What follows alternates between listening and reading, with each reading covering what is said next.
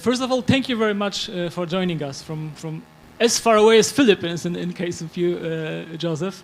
Let me start with Videesha, though. Videesha is a tech entrepreneur and investor based in London, but she also spent a big part of her life in Berlin running a venture capital fund from here.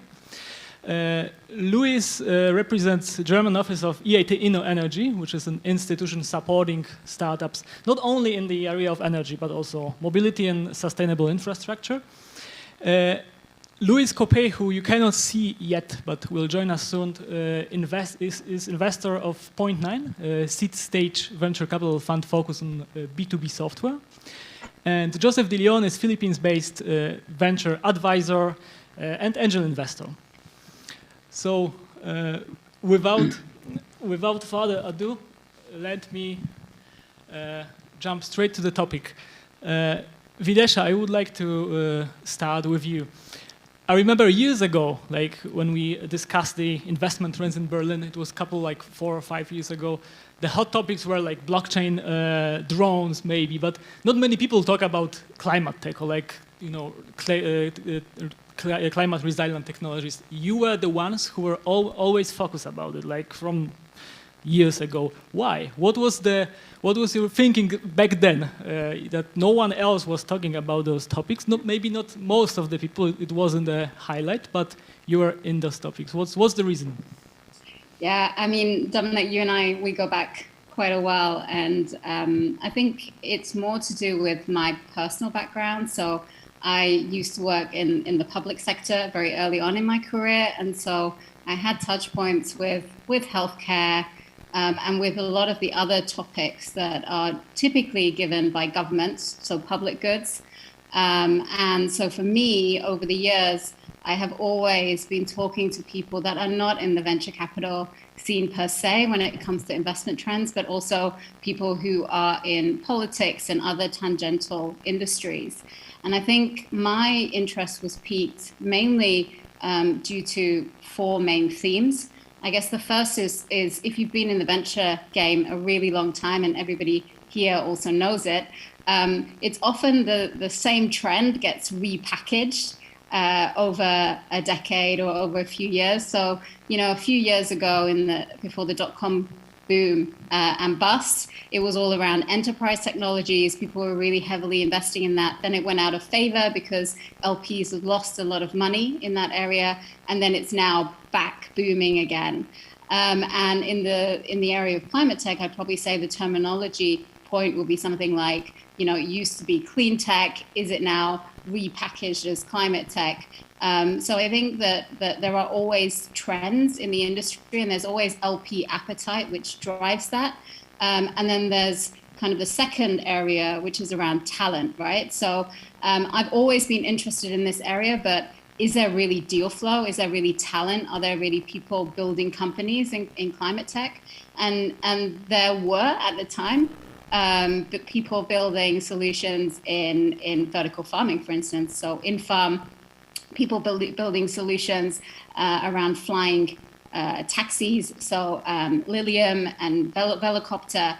And so a lot of talent was interested in these themes, but it's only now that you see investors really looking at founders who are building. And what's really interesting for me is seeing repeat founders building in the space. So for example, Anna Alex at Planetly, she was at Outfittery before, which is a B2C e-commerce platform. Seeing her emerge and build something in the I guess measurement of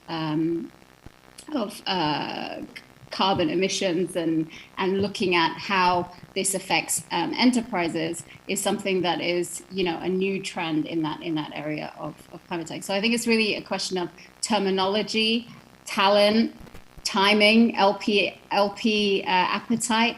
The venture industry since 2013, it's grown so significant. It was about 8.3 billion in 2013, and we've seen that grow maybe 3, 4 times, 5 times the size now. And for these kind of problems that you see in the climate space, they are, as the previous speaker spoke about, they're not always software solutions. They're often in my experience, as I've been investing in this space, hardware solutions that require a lot of upfront capital investment.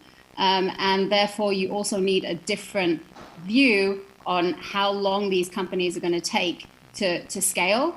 And also, they need significantly more money to scale. And so you see that the market is maybe ready for that with not just early on investing, but across the curve. So also at the great growth stage, there are enough investors out there that are willing to follow on. And then I think the core reason why this has always been at the forefront of what I've been interested in is that, you know, you can read a lot about it. And I think that industries become really, really pertinent when consumer sentiment changes. And right now we see a lot of those threats. Before, this was elusive almost. You know, you'd hear about pollution, you'd hear about things that were detrimental to our planet. But now we actually read about those fires that are happening in California, the pandemic that we've all lived through, and the lockdown that has entailed. And also, I think that all of these things combined is why it's come to the forefront of most investors' view. But for me personally, it's been something that I've been tracking a long time, because I always had this view that regulated industries, healthcare, education, food and agriculture, pollution, which is actually an externality that you don't as a consumer pay for, it's not internalized. These things were kind of the final frontier for me. So it's B2C, B2B, and now I would guess B2G is the final frontier. All right, thank you. Super interesting. And Louis Sperr of InnoEnergy, it's similar with you, right? Like with your institution, it was like very early to the game compared to current trends, right? Can you tell us what's framework of your organization, also of you personally, of focusing on climate tech in the context of energy, but also broader, if possible? So, Louis, we cannot hear you, sorry. You are muted, I guess. The classic, not forgetting the attachment of the email, but to forget to unmute. Okay, yeah, thanks, Dominik. Hello, everyone. Thanks for having me. And yeah, Videesha, you made or said most of the points I wanted also to address, but starting with me personally, it is quite easy. On the one hand side, I was simply socialized from my parents in that, let's say, sustainable direction. And on the other hand, I mean, if you start thinking about the world, the planet, the resources, and all the things that depend on each other, you just can come to the one conclusion that we can't proceed as we do now or as we did for the last decades, and there has to be something changed, right? As easy as this. And therefore, since we are all on the same planet, it's also very clear and simple. All of us are on the same boat, and all of us have to do something. And it starts grassroots-wise, but also, of course, we need to aggregate some resources and power in institutions and getting money, aggregating money for spending money on the right things.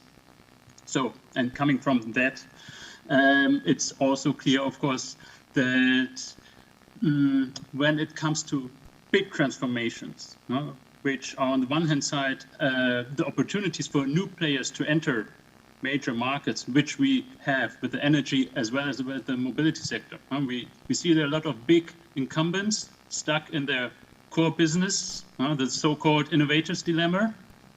And that's, of course, on the other hand, is the opportunity for new players to enter with new technologies, which is also very important, not going with the old technology, but it's also room for new technologies, or new technologies are needed.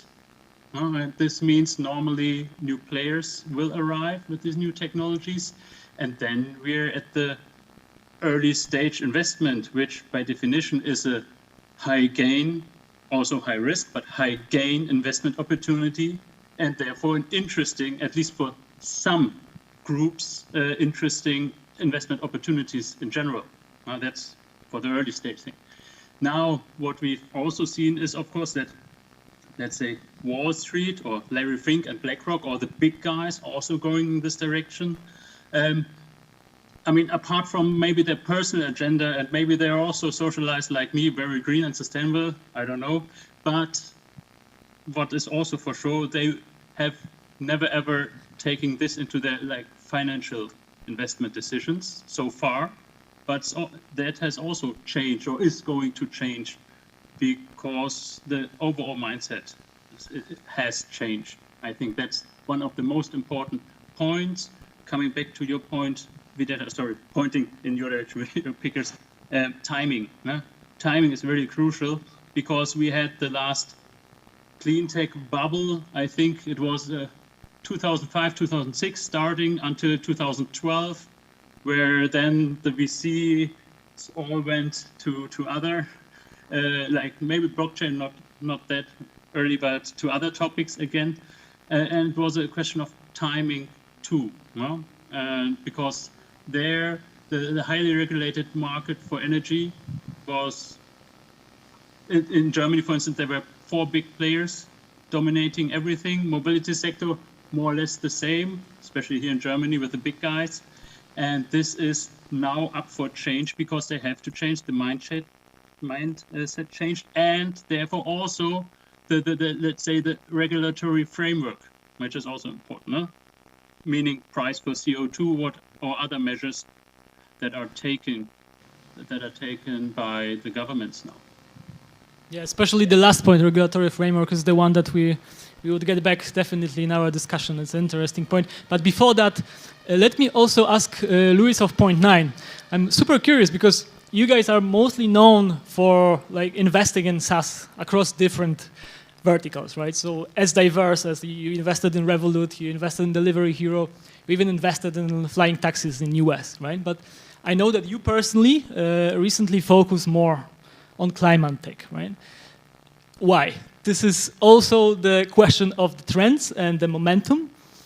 Is it impact driven? What's your thinking and Point 9 thinking behind this focus?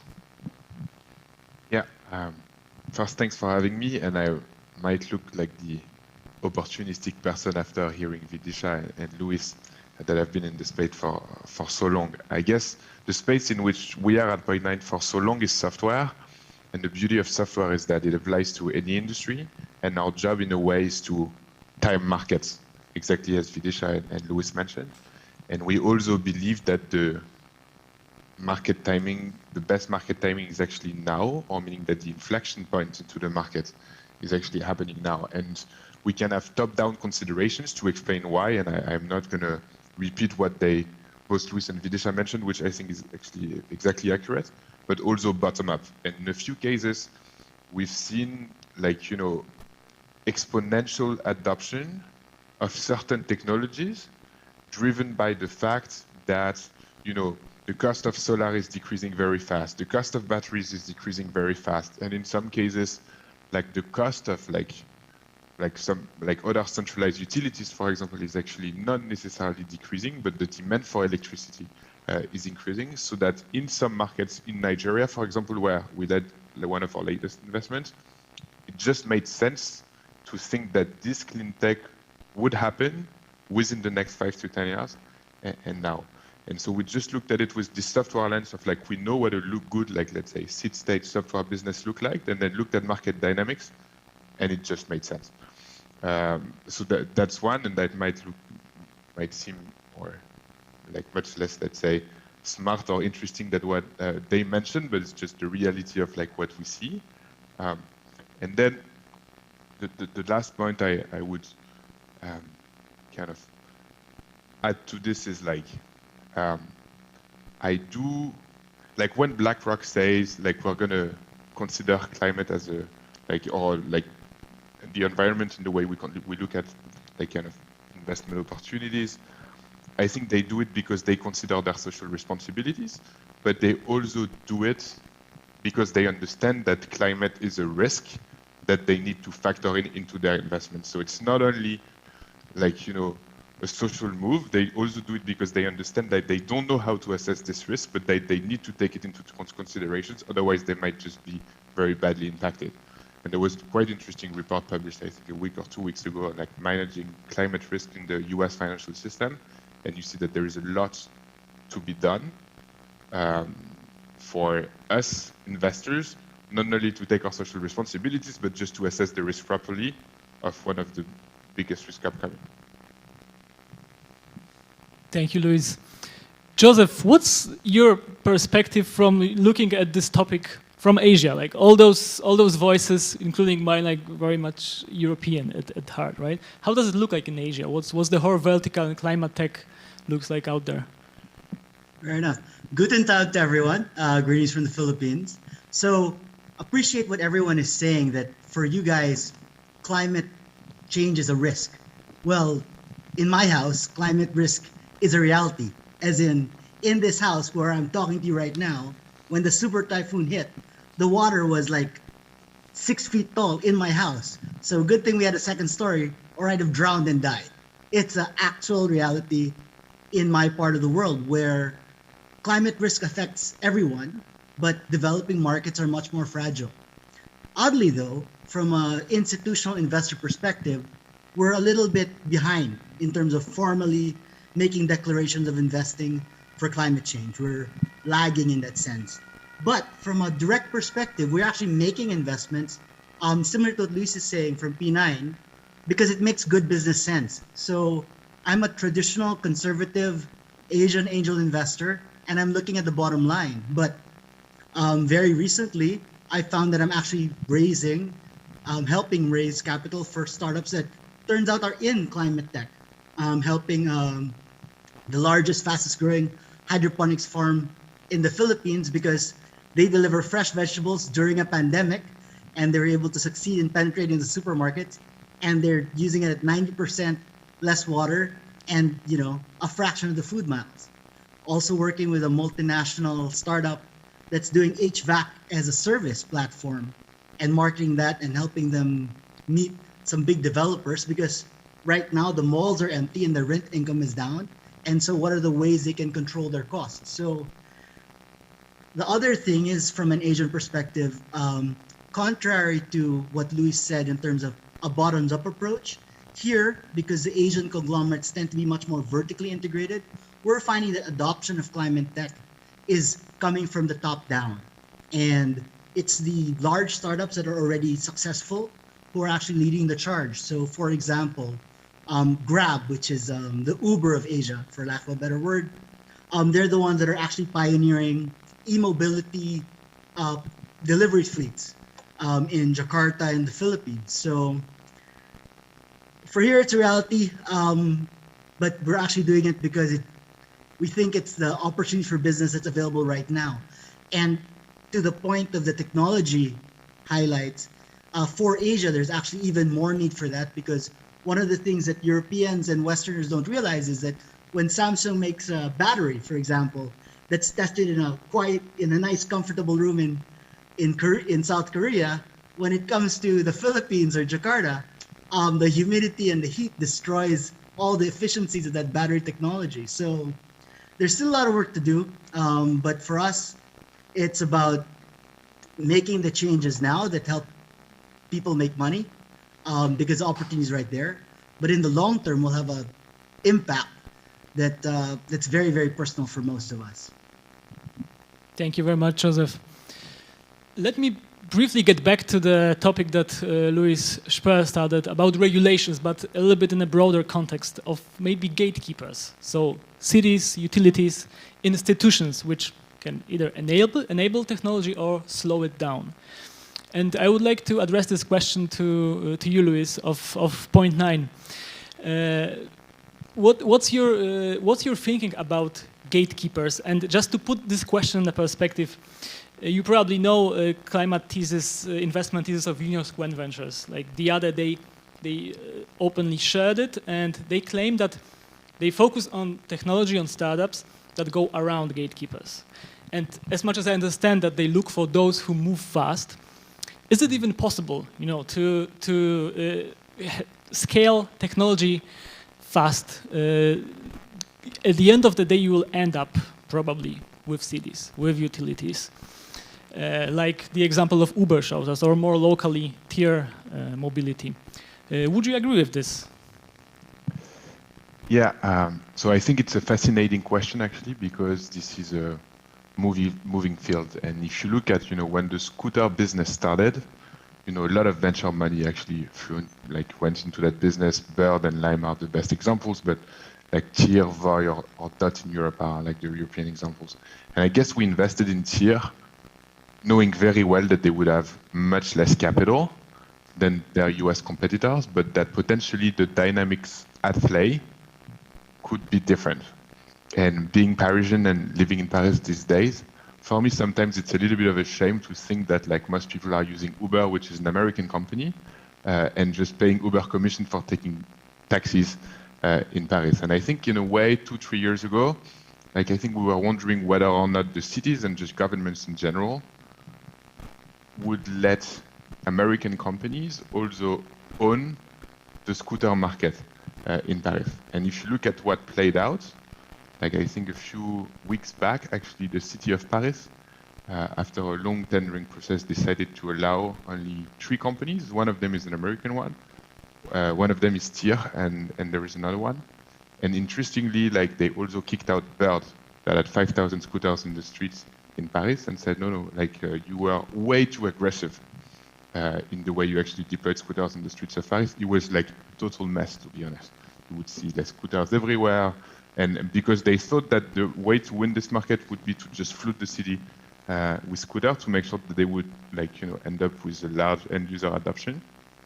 And the reality of the field is that this was not the winning strategy. The winning strategy in this case was to help cities think about how to best integrate this scooter and this new micro mobility systems into the cities. So I think it's interesting because, again, this is changing. So the playbook that worked for Uber or for ride sharing is not the same as the one that plays out to be winning for scooters. That being said, I don't think that top-down adoption works only. So if the cities of Paris had said, okay, we're going to select these 3 players and these are going to be the winning ones without any bottom-up adoption, I don't think it would have worked. So I think it's a combination of ensuring end-user adoption in the scooter market or in the energy market here now, and then at the same time making sure that it complies with a vision of where cities in this case should be going, depending on a bunch of societal challenges, like mobility in this case. Thank you. Today, during the whole day, there was very often the threat of culture and how different it is in US and China and Europe, and how much it actually can influence. Do you think that in the case of USV, this is essential? That they will go out and tell what they did, that they wanna innovate without gatekeepers, because this is the way to go about it in US. Do you think that they should change this strategy when they invest in Europe, when they focus on Europe? How much is it a culture issue, and how much is it a essential business case? Correct. Louis of InnoEnergy. I have 2 Louises, so it's a little bit challenging to switch between you. But to be very precise, Louis is actually Louis, I guess, because it's the French version. So it's right, Louis. Yeah. But anyhow, 2 things here. On the one hand side, definitely there are, let's say, regional habits and patterns that have to be taken into account for a certain strategy. I think that's not new. On the other hand, I think for instance, the kick scooters, or let's say the urban micro-mobility, is quite a success story also from the point of cities. Because, it's just normal that you have innovation cycles. You have a steep learning curve with everything you start new. And of course, if one player is a city, it's not the fastest, but compared to other, let's say, or other experience we made with cities, I think in this case, that's really also a success case for cities, because they learned very fast what kind of models work and which don't. So from that perspective, I think it's quite a success story. Of course, cities will always be a slower player than startups. That's, I think, for sure. same with big corporates compared to startups.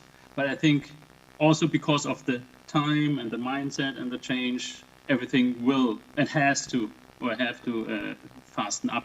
And of course, I'm being myself based in Berlin, also kind of a mobility hub. I'm quite jealous about Louis, you sitting in Paris, going for your, I think, car-free day, where the whole city has no cars at all in Paris, I think this weekend or whatever.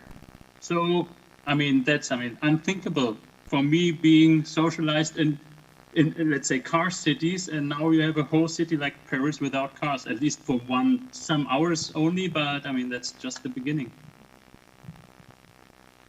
Let me be persistent on the gatekeepers topic. And Videesha, what do you think? When you think about innovation, do startups need to innovate with gatekeepers or would rather go around them? I think that's really good points that both Louis and Lewis made.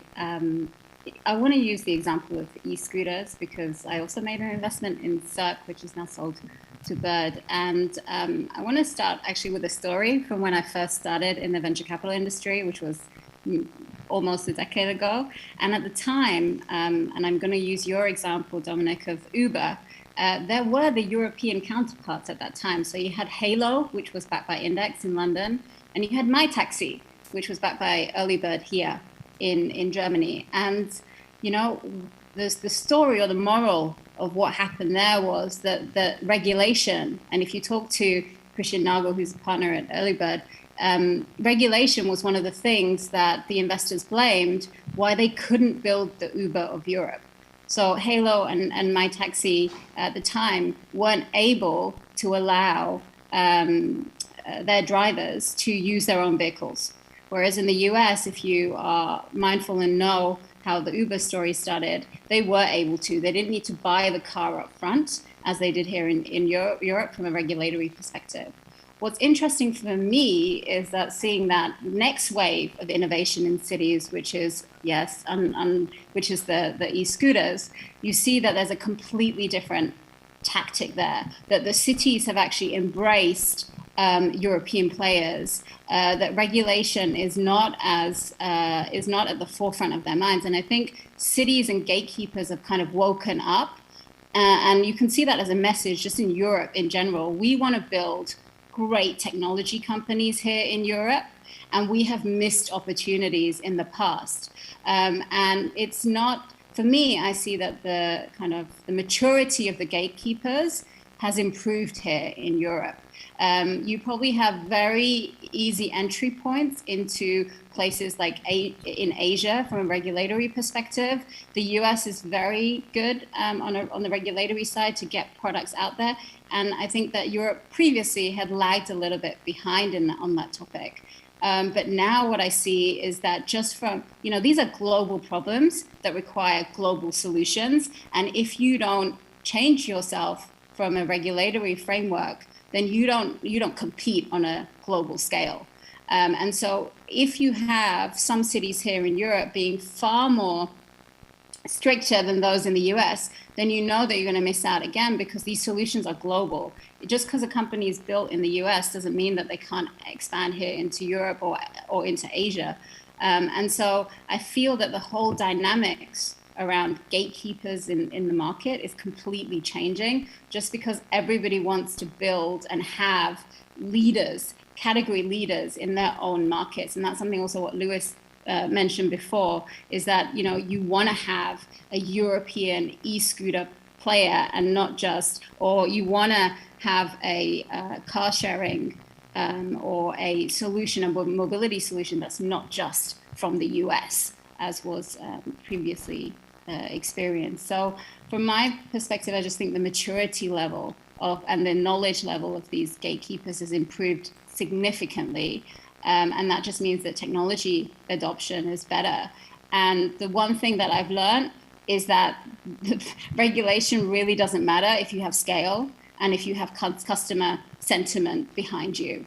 Because the more you have customer sentiment behind you in these cities where they want those solutions, the more they lobby their city mayors and all the regulatory people to actually provide those solutions for them.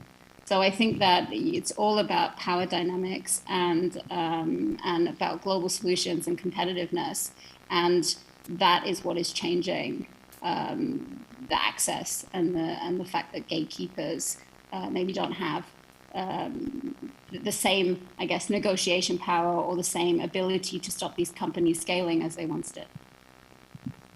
Thank you, Videesha. Very optimistic perspective on maturing gatekeepers. For all Berliners, I might just say that Videesha is sitting in London, so that maybe justify a optimism around it. Joseph, you mentioned before that in Asia it's pretty much top-down, right? So maybe the issue of gatekeepers doesn't even exist there, right? Like, how does it look like on your end?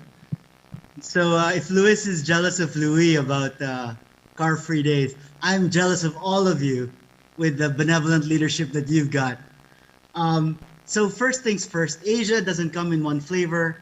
Different markets tackle things differently. I think the e-scooter situation is a good template for that.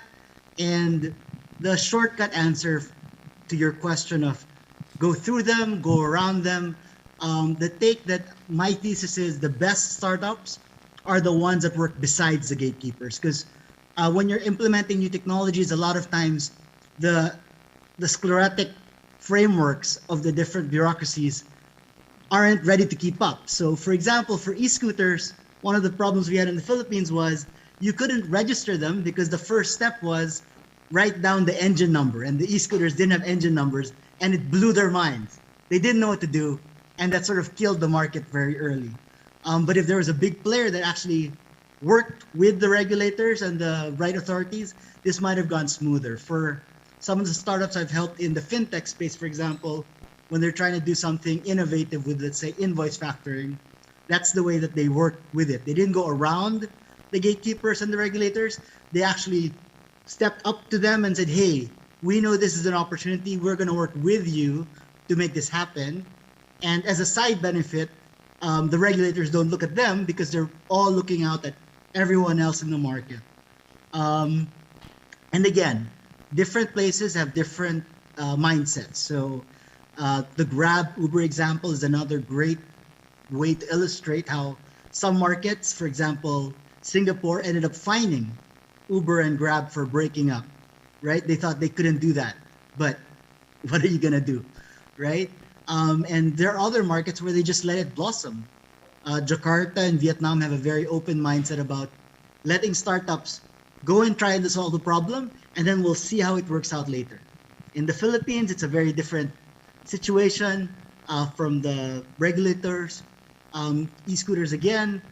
In Boracay, one of the most beautiful beaches in the world, they actually worked together with the tourism authority to help create an infrastructure for mini e-mobility network over there. So very different flavors all across Asia. So come on over and find something that's your right level of spice.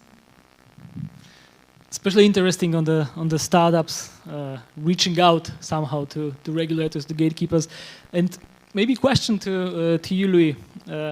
When you talk to startups, and I bet you see a lot of them in so-called climate tech, right? On even broader urban tech.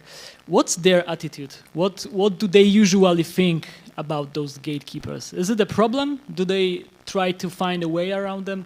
Is it, or are they like tier maybe, you know, when they from day one want to cooperate?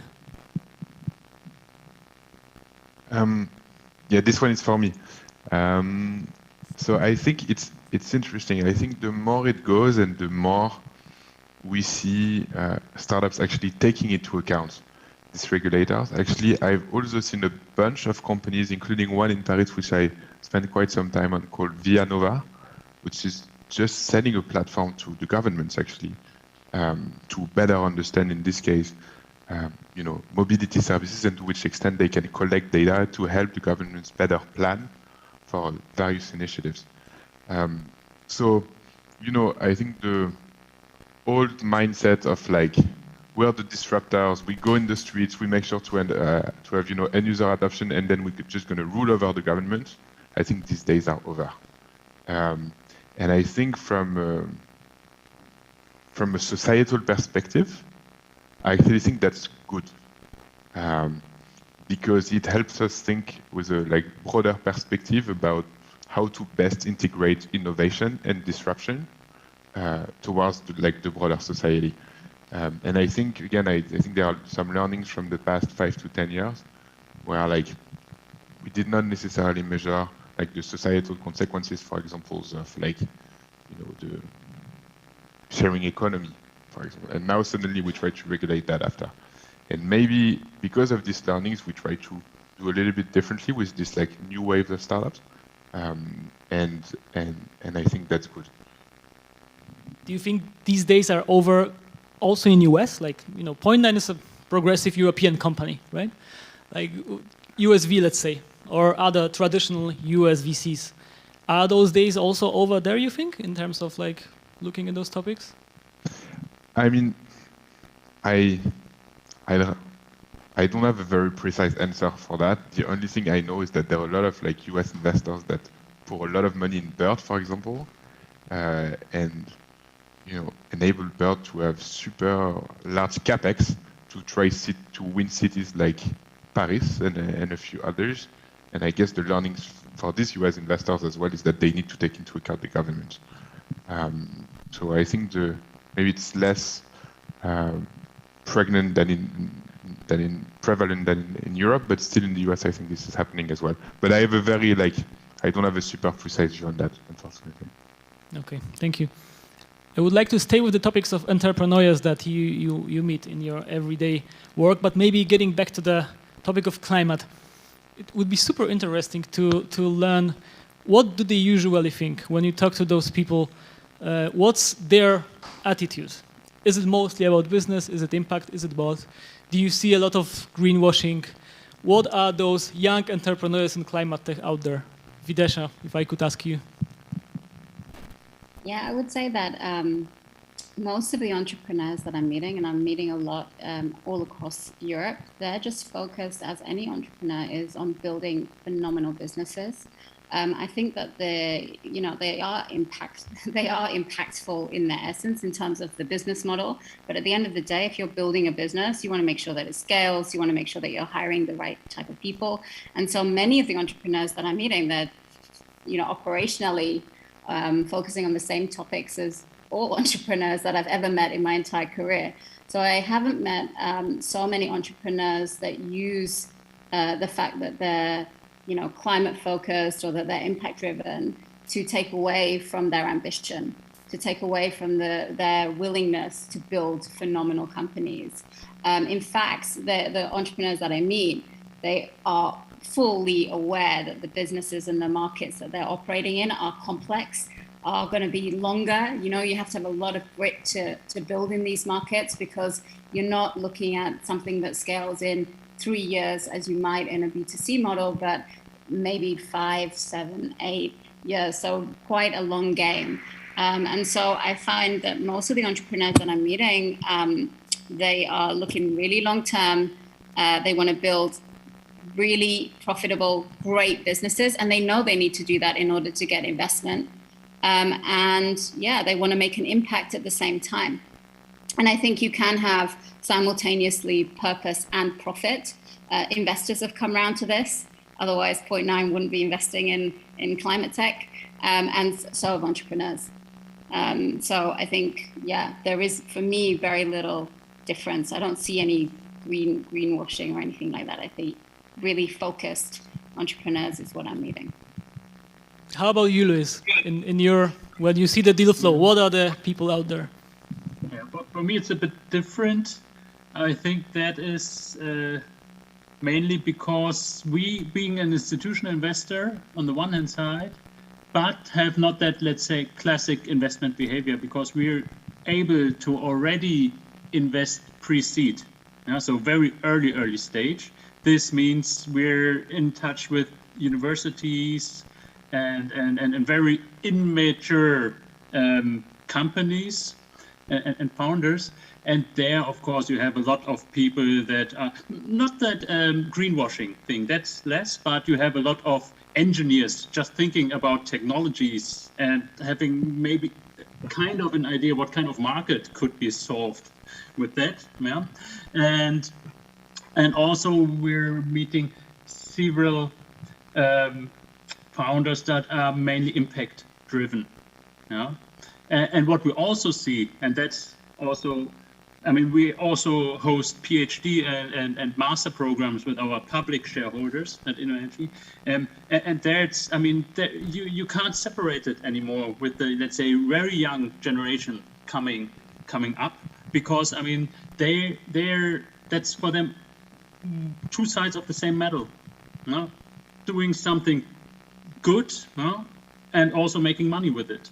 Therefore, that would be my 2 cents on that topic. Perfect, thank you. And this will lead me to the last question, maybe the most difficult for sure, the most personal, and it goes into the direction of doing good with money. You as investors, you know, we all know that the carbon clock is ticking, and to change the society, to change the economy in time will be hard, right? On the other hand, like, history teaches us that it happens, right? That like engaged people can make a difference. What do you think in this perspective? Is investing in those essential topics important? Does it make a difference? What does it mean also for you personally? And I would love to do a round and hear it from all of you, starting with Videesha. Yeah, for me personally, I think that, you know, we are at a real, as Lewis said at the beginning, inflection point in civilization, and also the way that we are living our lives, the way that we work, and things over the past 6 months has even brought that more to the forefront. And for me personally, I think that it's kind of a chicken or egg situation. The more you invest in a certain sector, or the more that you pump money in a certain type of vertical, the more innovation and the more people are willing to take risks in that particular vertical. And I think that the problems that we have, they are pressing. If you look at the SDGs, the Sustainable Development Goals of the UN, you know that by 2030, we're going to have by 2050, we're going to have a population of 9 billion. By 2030, I think it's more or less going to be 8 billion. 60% of the world's population is going to live in cities, in urban areas. And, you know, those figures are pretty daunting when you think about it. And so for me personally, I think that investors need to be looking at those pressing problems. I was actually watching a movie recently from Michael Moore where he says it's too little, too late. That actually most technology adoption takes between 19 and 30 years, especially in new technologies, and that maybe we've missed the boat here in terms of technology adoption. But on the other side, you could say those innovation cycles, especially you see that for larger corporates, they've considerably reduced. Look how quickly a new mobile phone comes out. So I think that, you know, from a hardware perspective, from a technology adoption perspective, we could be quicker. We can, you know, if we focus all of our energies on these pressing problems, removing hunger, and not just climate tech, but in general, then, you know, we are in a really good point in time, and that's for me personally, to be investing in those type of solutions that really affect us and not just deliver our pizza 5 minutes faster or get us from A to B a little bit quicker. So for me, those are really tough problems that need solutions right now, and that I am 100% backing the entrepreneurs that are building for that future. Thank you. And Joseph, what about you? You already gave us a hint that it's quite personal for you with a typhoon destroying your apartment. Like, what's your perspective? So I think at the end of the day, this pandemic, as horrible as it is, there is one bonus side effect. It is actually helping accelerate the inevitable. Not so much disruption, but just forcing us to really look at the systemic issues and how they're breaking down, because we're seeing it break down live and in person every day. And so that creates a sense of urgency in the situation. So at the end of the day, the other thing that is coming to the forefront is that, as mentioned earlier, because these problems are so urgent, so real, the benefits are also much more immediate. And then the other part of it is, the talent that's drawn to solve it are actually also the most passionate. So as I mentioned earlier, I'm helping a startup that's doing hydroponics. They're actually probably the best founder team that I've worked with in a long time because they're really committed to making this difference. And as I mentioned earlier, when I first got involved with them, I didn't even think of it as a climate tech opportunity until my good friends from ADB Ventures helped clarify that for me, right? It just made sense, right? And hopefully we'll have this conversation 5 years from now, but we're not even talking about climate tech. It's just tech. Louis, what do you think? Yeah, I think very similarly. Maybe sometimes with a more, let's say, realistic approach of like looking at where opportunities are, but at the same time feeling good about doing something good. And at the end of the day, maybe we can also say that the biggest opportunity or the biggest problem that we need to solve today is climate change.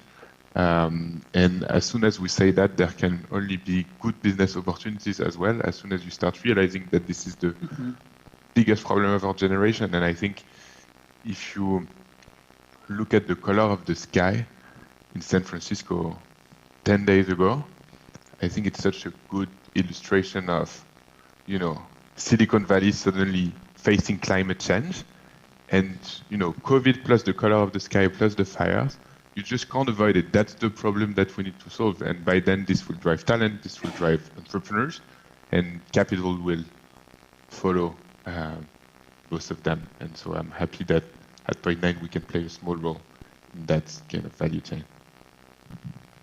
Thank you. And the last panelist, Louis, what's your perspective on the topic? And your son can join the conversation. I No do it worries. not only for my children, as you can, but for all of us. No, yeah, of course, investment or money is one of the biggest driver and tools we have in order to get things done. Yeah. Of course, it also needs a lot of collaboration on a regional base up to the global perspective. That's the 2 points here. And overall, since you also asked for an overall optimistic or pessimistic view on that, I think I'm kind of stuck in the middle. We're knowing that we're not having here a linear system which goes up with CO2 emissions, it goes down if we reduce them, but there are certain tipping points, and if they're reached, then the overall system is going to change. And I think we will get to one or two of these tipping points. So we will see a climate change happening in the future, but also will cope with that in the mid to long-term future. No. Thank you, Louis. If I may just share my perspective, seeing top global investors focusing on this topic is already super optimistic to me personally. So thank you very much for joining us today, and please thank you also from the people here. Thanks everyone. Tschüss. Dankeschön. Ciao. Ciao.